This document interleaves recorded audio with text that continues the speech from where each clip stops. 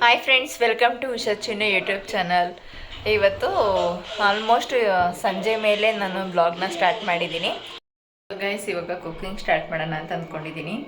Ghee rice ಮತ್ತು ಕಡಲೆಕಾಳು ಕುರ್ಮಾ ಮಾಡೋಣ ಅಂತ ಅಂದ್ಕೊಂಡಿದ್ದೀನಿ. ನಾನು ಯಾವ ಥರ ಮಾಡ್ತೀನಿ ಅಂತ ಈ ಬ್ಲಾಗಲ್ಲಿ ನಿಮಗೆ ಹೇಳ್ಕೊಡ್ತೀನಿ. ಸೊ ನೀವು ಒಂದ್ಸಲ ಸಿಂಪಲ್ಲಾಗಿದೆ ಟ್ರೈ ಮಾಡಿ, ಚೆನ್ನಾಗಿ ಬರುತ್ತೆ. ಸೊ ಇವಾಗ 2 ಈರುಳ್ಳಿನ ಕಟ್ ಮಾಡಿ ಇಟ್ಕೊಂಡಿದ್ದೀನಿ, 2 ಟೊಮೊಟೊನೂ ಕಟ್ ಮಾಡಿ ಇಟ್ಕೊಂಡಿದ್ದೀನಿ. ಸೊ ಅದ್ರ ಜೊತೆಗೆ ಮೆಣಸಿಕಾಯನ್ನು ಕೂಡ ಇಟ್ಕೊಂಡಿದ್ದೀನಿ. ಹಸಿಮೆಣಸಿಕಾಯಿ ಇದ್ದರೆ ಅದನ್ನೇ ಯೂಸ್ ಮಾಡ್ಬೋದು, ಬಟ್ ಇದನ್ನು ಯೂಸ್ ಮಾಡಿದ್ರೆ ಇದು ತುಂಬ ಖಾರ ಇರುತ್ತೆ ಅಂತ ಅಂದ್ಬಿಟ್ಟು ನಾನು ಇದನ್ನೇ ಯೂಸ್ ಮಾಡ್ತಾಯಿದ್ದೀನಿ. ಸೊ ಒಂದು ಜಾರ್ಗೆ ಸ್ವಲ್ಪ ಕಾಯಿ ತುರಿ ಮತ್ತು ಗೋಡಂಬಿ ಹಾಕ್ಕೊಂಡಿದ್ದೀನಿ. ಇವೆರಡನ್ನೂ ಚೆನ್ನಾಗಿ ಪೇಸ್ಟ್ ಮಾಡಬೇಕು. ಕಡಾಯಿಗೆ 2 ಸ್ಪೂನ್ ಎಣ್ಣೆ ಹಾಕ್ಕೊಂಡಿದ್ದೀನಿ ಈಗ.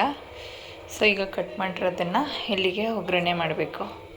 ಸೊ 1 ಸ್ಪೂನು ಸಾಸಿವೆ ಹಾಕ್ಕೊಂಡಿದ್ದೀನಿ. ಈಗ ಇದಕ್ಕೆ ಕರಿಬೇವು ಆ್ಯಡ್ ಮಾಡ್ತಾಯಿದ್ದೀನಿ. ಸೊ ಅದ್ರ ಜೊತೆಗೆ ನಾನು ಮೆಣಸಿಕಾಯಿನೂ ಹಾಕಿದೆ. ಸೊ ಇಷ್ಟನ್ನು ಸ್ವಲ್ಪ ಫ್ರೈ ಮಾಡ್ಕೋಬೇಕು. ಸೊ ಇವಾಗ ನಾನು ಈರುಳ್ಳಿನೂ ಕೂಡ ಆ್ಯಡ್ ಮಾಡ್ಕೊಂಡಿದ್ದೀನಿ. ಸೊ ಕಡಲೆಕಾಳನ್ನ ನಾನು ಬೇಯಿಸಿ ಇಟ್ಕೊಂಡಿದ್ದೀನಿ.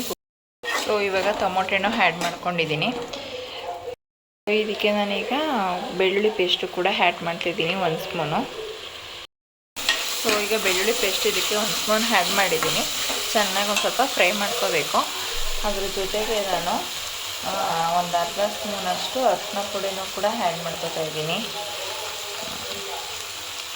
ಅರ್ಧ ಸ್ಪೂನ್ ಬೇಕಾದ್ರೂ ಹಾಕ್ಕೋಬೋದು, 1 ಸ್ಪೂನ್ ಆದರೆ ಅಷ್ಟೊಂದು ಚೆನ್ನಾಗಿರಲ್ಲ ಅಂತ ಅರ್ಧ ಸ್ಪೂನ್ ಆ್ಯಡ್ ಮಾಡ್ಕೊಂಡಿದ್ದೀನಿ. ಮತ್ತು ಖಾರದ ಪುಡಿನೂ ಕೂಡ 1 ಸ್ಪೂನಷ್ಟು ಆ್ಯಡ್ ಮಾಡ್ಕೊಂಡಿದ್ದೀನಿ. ಮತ್ತು ಧನಿಯಾನೂ ಕೂಡ ಇದ್ರ ಜೊತೆಗೆ ಆ್ಯಡ್ ಮಾಡ್ಕೊಂಡಿದ್ದೀನಿ. ಈ ಮೂರನ್ನು ಚೆನ್ನಾಗಿ ಫ್ರೈ ಮಾಡಬೇಕು. ಅದ್ರ ಜೊತೆಗೆ ಗರಂ ಮಸಾಲನೂ ಕೂಡ 1 ಸ್ಪೂನ್ ತೊಗೊಂಡಿದ್ದೀನಿ.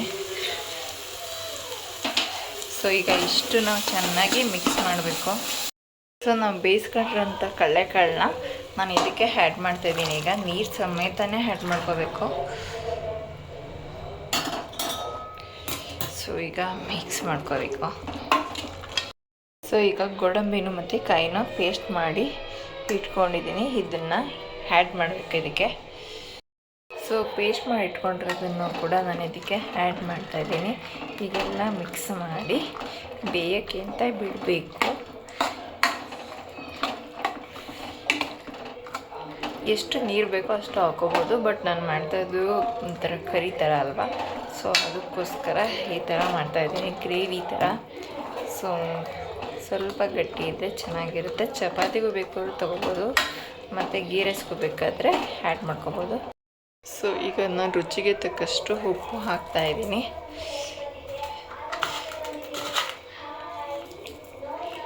ಸೊ ನನ್ನ ಕೈಲಿ ಉಪ್ಪು ಆಗಲ್ಲ ಗಾಯ್ಸ್, ಅದಕ್ಕೆ 2 ಸಲ ಆಗ್ತದೆ ಅಷ್ಟೇ.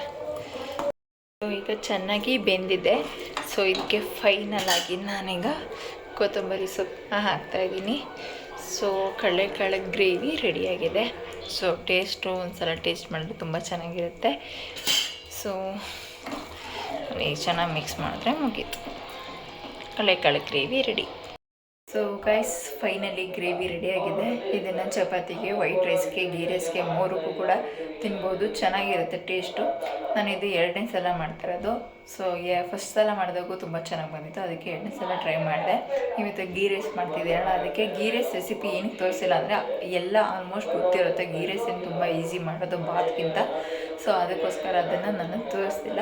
ಸೊ ಇವೆರಡು ಇವತ್ತು ನಮ್ಮ ಮನೆಯ ಊಟ ಆಗಿದೆ.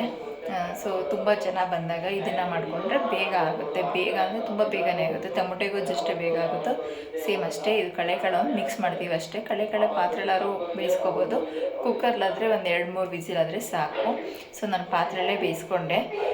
ಸೊ ಚೆನ್ನಾಗಿ ಬಂದಿದೆ ಅಂತ ಅಂದ್ಕೋತೀನಿ. ನಮ್ಮ ಅಣ್ಣಂದ್ರು ಬಂದಮೇಲೆ ಅವರು ಟೇಸ್ಟ್ ನೋಡಿ ಊಟ ಮಾಡಿದ್ಮೇಲೆ ಟೇಸ್ಟ್ ಹೆಂಗೆ ಅಂತ ನಾನು ಕೇಳ್ತೀನಿ. ಸೊ ನೋಡುವ. ಸೊ ಈ ಬ್ಲಾಗ್ ನಿಮಗೆ ಇಷ್ಟ ಆಗಿದೆ ಅಂತ ಅಂದ್ಕೋತೀನಿ. ಇಷ್ಟ ಆದರೆ ಲೈಕ್ ಮಾಡಿ, ಶೇರ್ ಮಾಡಿ, ಕಮೆಂಟ್ ಮಾಡಿ. ಪ್ಲೀಸ್ ನನ್ನ ಚಾನಲ್ಗೆ ಸಬ್ಸ್ಕ್ರೈಬ್ ಆಗಿ. Thank you.